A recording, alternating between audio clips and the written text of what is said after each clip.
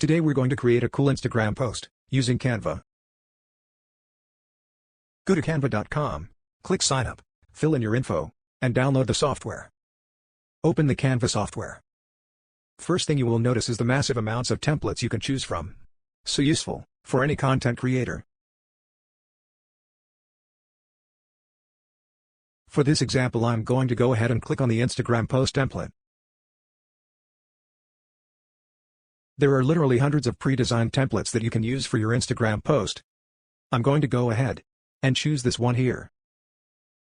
All the templates are fully customizable. I'm going to edit the text to something different. Here we go. I like that. You can edit the colors, fonts, effects and letter spacing with only a few clicks. It's all a matter of personal taste at this point. There we go, I like the way that looks. I'm going to go with that. Now you can save your post by clicking on Share, Download, and selecting your file location. Now let's create our own Instagram post by starting with a blank template.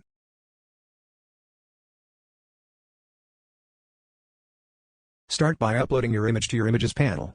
I'm going to use this image as a motivational business post. I want to add some text to the image, so I will select the text icon to open the text panel, and double-click on Add a heading. And then, change the text to say what I want it to say. Next I will add a subheading to the post and change the text, again by double-clicking on Add a subheading. And changing the text to what I want to say. I have to adjust the font size, so it aligns better with the heading.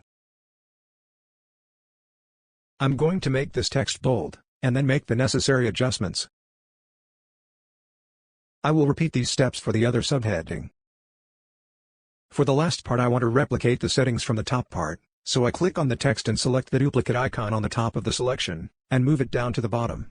Next step is to change the text. So, I double-click the text, and type what I want it to say.